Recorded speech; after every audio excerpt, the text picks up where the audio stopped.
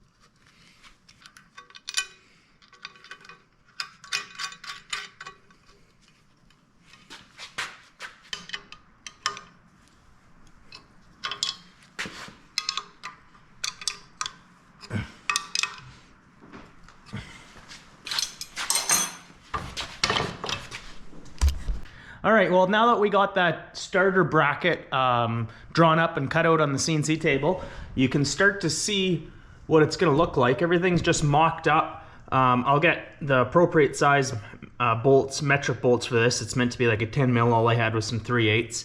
I've gone ahead and squared this up so everything should be really true to one another. And I left myself, okay, the idea behind this bracket here is I've been working on getting it really nice and square. I just have the back end of the starter shimmed up. But the whole bracket right now moves left to right, which is really gonna give me my adjustment for the engagement on the starter. Once I'm happy with where it's located to the flywheel, I'm gonna put scribe marks at predetermined distance from the outsides on either side. And then we're gonna have to pull the whole bracket backwards the amount of stick out that the starter is at when it's thrown out. I don't know what the technical term of that is, but you know when you engage a starter, it throws out the starter gear. So it throws it out approximately 1.1 inches or so. And I'll just have to account for that, move the bracket back, line it up with my scribe marks, square it up, and then we're gonna tack it in and then add in a little section of round bar back to the main bracket. I know you'll probably look at this and think it's quite flimsy being 3/16, but once it gets attached to the back plate as well, it's gonna have all the support it needs. I mean, it's more rotational strength than anything, but yeah, we'll get that done.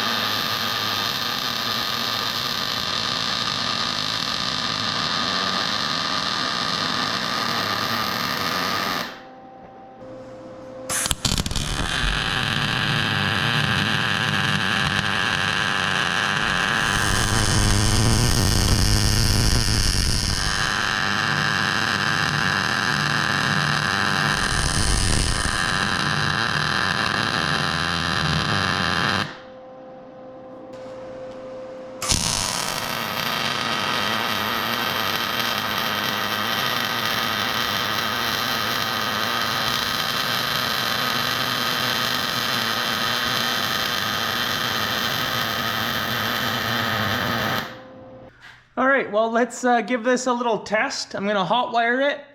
I have put oil into the cylinders, so I'm just gonna crank it for just a very small amount of time if she goes. I don't want to try and run everything around too much, but I think there's enough oil and everything. It can be turned over a little bit. Okay, I'm just gonna jumper out the solenoid here.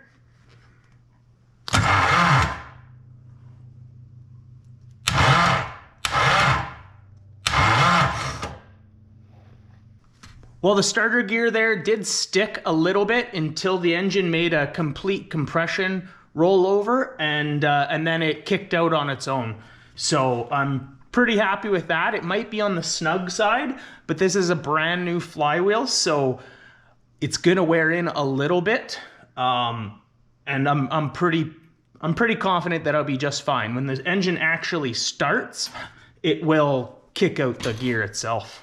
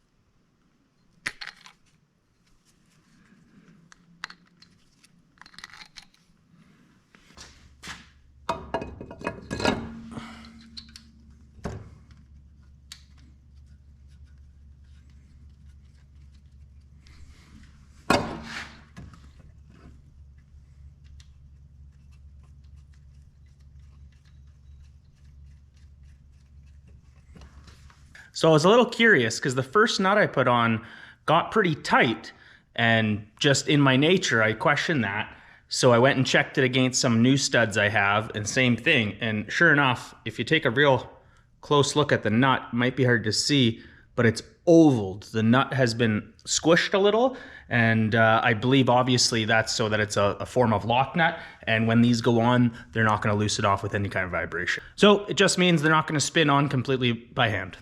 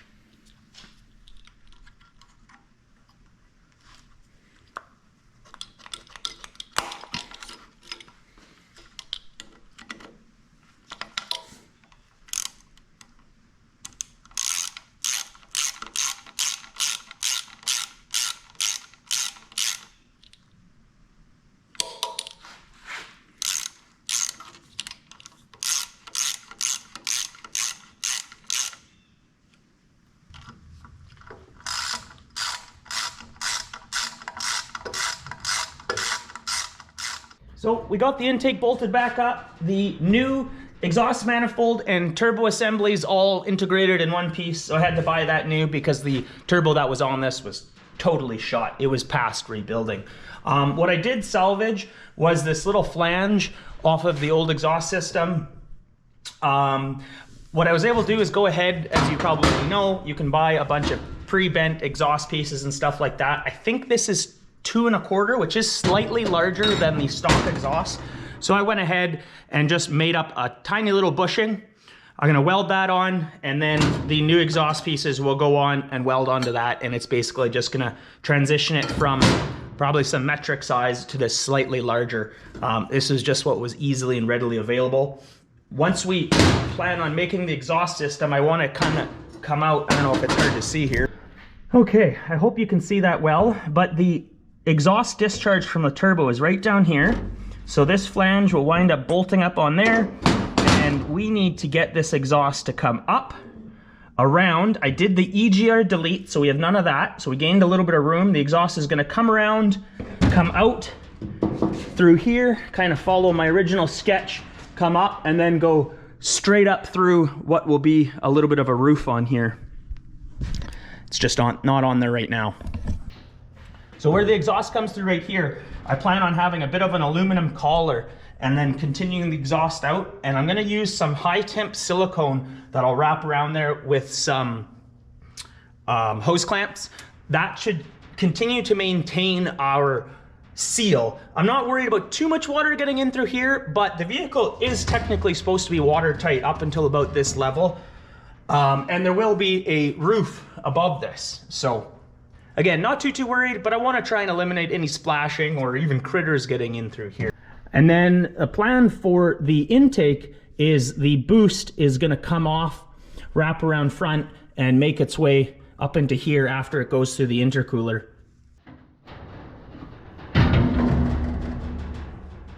All right, that gives us some more room. So what I'm thinking is I need to try and cut this down.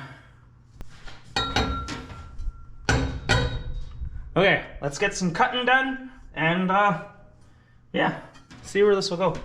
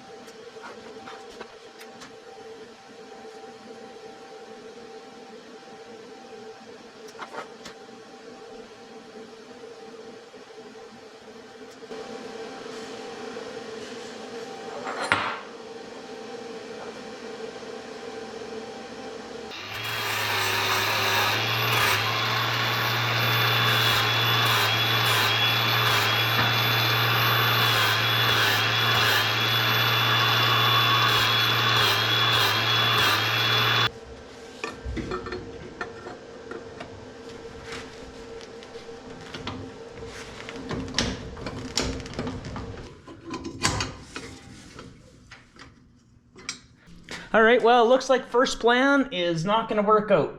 We're gonna have to do a little bit more modifying to this 180. It's interfering with the oil feed line to the turbo. So what I think I'm gonna do is split the 180 right in the center. We're gonna add in a little bit of a straight section to step this out a little bit. The clearance is pretty tight to this blank off plate on the EGR. And if I added, say, 2 more inches in, it's gonna give it just a little bit more clearance and not interfere with this oil line. I don't feel like modifying this. It'd be easier just to do the exhaust better.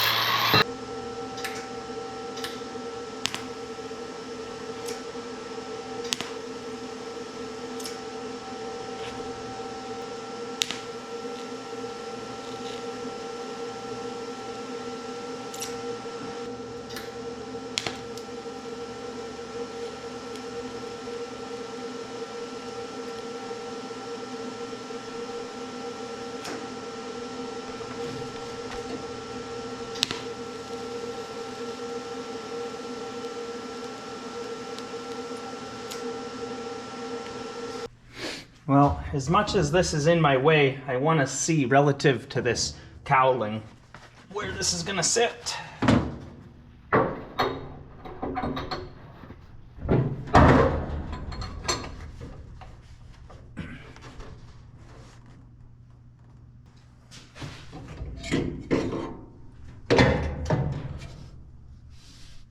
All right, I'm pretty happy with how that looks. So we're going to go ahead and get some tacks onto this bushing here.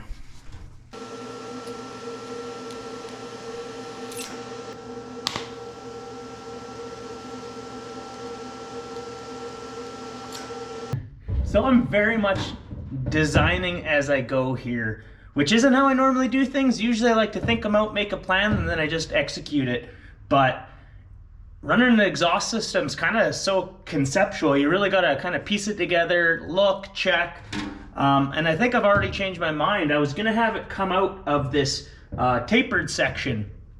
But I think what I'm going to do is to make my life easier and actually maybe make it a little cleaner looking, I'm going to bring it back under, and I think I'm going to come up right here. I have a big piece of 3-inch aluminum pipe that I'll probably bring up a ways, and then the exhaust will come up through that and go straight up.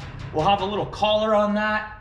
It'll have some weather tight stuff around the roof, and then maybe a nice aluminum guard, and then this will get a guard around it as well. It's coming together. Just gotta think about it. Something like that. Cut it down to a height here. Get all welded, and then the exhaust will just sleeve through that. My son and I just love getting to feed the chipmunks. It's so much fun. They are really cute and they train very easily. So we've been pan feeding them now for a few days, so we're gonna get this one used to coming up onto our hand.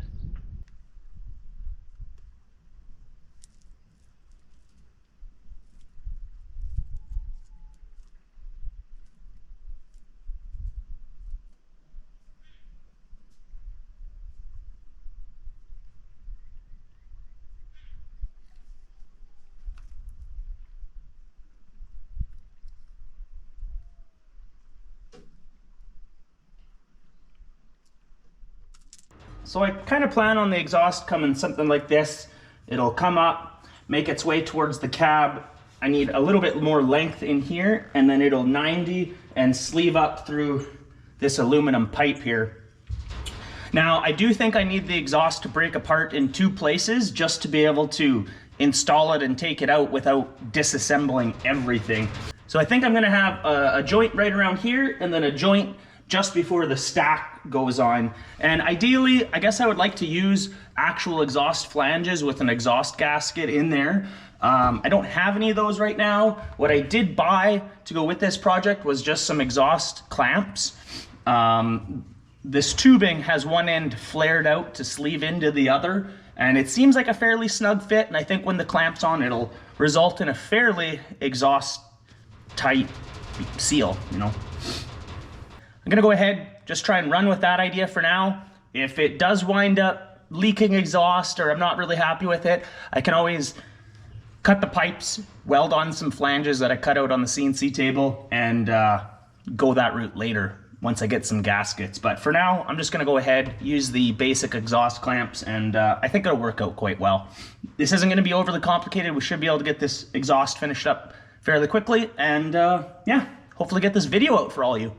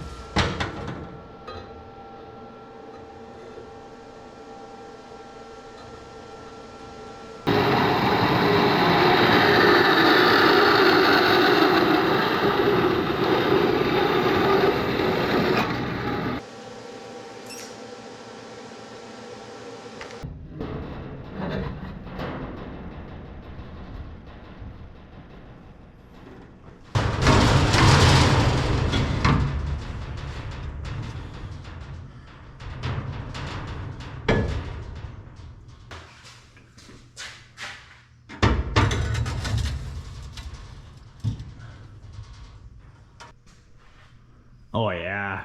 Little flapper up there. Plop, plop, plop, plop, plop, plop, plop. So I've gone ahead and I got this sheet of high temperature silicone. Looks like 1/8 inch thick. My plan for this is really the last area that needs to get sealed up to keep the engine bay mostly closed in. So my goal for this material, once it's all finalized, is it will wrap around a cone kind of around both pieces. It'll hose clamp onto the exhaust. It'll hose clamp onto this collar, and then any rain or snow or critters aren't going to get down through this sleeve. And then finally, to finish all this exhaust off, I'm not going to do it right now, but later on, I'm going to make a nice guard that goes around all this. A little bit of aluminum guard. It'll kind of hide this exhaust and pretty it right up, but also, you know, keep it from getting touched, because it would be very easy to touch this and burn your hands. So we'll put a nice heat shield around all this, clean it right up, and keep it safe. So there are a few aspects to this exhaust system that I may need to modify. I do have a little bit of a flex coupler to, you know, allow a little bit of shaking in the engine. Now, the reason I haven't put that in yet is I'm not convinced I need it. This engine, just kind of like ones that are in heavy equipment and excavators and stuff like that, it's mounted fairly rigidly. I do have urethane bushings in there to help keep some of the vibration down. It is a bit of a concern of mine that when this engine's running, you know, it's gonna rattle the whole vehicle and be a little loud. So I may have to revisit these engine mounts in the future, but for now, I think they're gonna be pretty good. It's very similar to the way other equipment do it. This engine, when it was mounted in the car to the transmission, that whole assembly could rock quite a bit if you really, you know, hit the throttle pedal in the car. So it's much more rigidly mounted in here. The other thing is the exhaust system isn't all that long, but I had purchased, you know, the rubber exhaust hangers and everything like that. Now, these are a little bit too loose and flexible for what I was thinking. However, I may still incorporate them to hold this pipe a bit. I'm not sure. I might have to do something a little bit more rigid. Try to use something to isolate the vibration, but at the end of the day, everything is pretty rigid, so I'm not too afraid of mounting it fairly firm. But all right, well, I think the only thing left to do is to get a support made for this.